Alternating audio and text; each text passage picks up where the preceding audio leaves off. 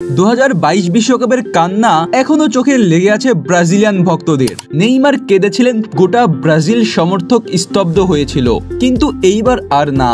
2026 বিশ্বকাপের জন্য ব্রাজিল ঘুরে দাঁড়াচ্ছে এক ভয়ঙ্কর পরিকল্পনায়।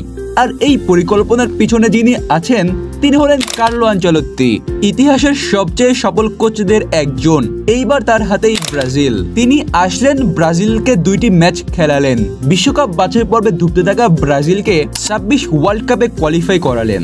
যে ব্রাজিল প্রত্যেক ম্যাচেই গোল হজম করছিল 2টা, 3টা, 4টা পর্যন্ত, সেই ব্রাজিলকে ক্লিনশিট এনে দিলেন 2 ম্যাচেই। এই ব্রাজিল তো সেই ব্রাজিল, যেই ব্রাজিল পুরো বিশ্বকে সাম্বা নাচের তালে তালে ফুটবলে মাতিয়ে রেখেছে। নেইমার হতে যাচ্ছেন দলের তুরুপের তাস। এটা হতে পারে তার ক্যারিয়ারের শেষ বিশ্বকাপ, তাই শেষটা তিনি রাঙাতে চান ট্রফি হাতে নিয়েই। আর তাকে ঘিরেই তৈরি হচ্ছে এক মারাত্মক squad. Vinicius Junior, Rodrygo, Raphinha, Joao Pedro, Cunha, Martinelli, Endrick, সবাই টপ ক্লাস ফুটবলার। এইবার আনচেলত্তির ব্রাজিল খেলবে আক্রমণাত্মক ফুটবল। নেইমারকে রাখা হবে ফ্রিডম পজিশনে, যাতে তিনি ম্যাচ ঘুরিয়ে দিতে পারেন একাই। এবং প্রশ্ন হচ্ছে, নেইমার কি খেলবেন 26 বিশ্বকাপ?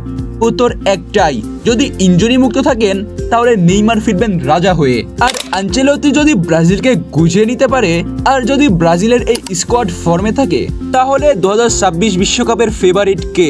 আমরা জানবো সেলেসাও ব্রাজিল।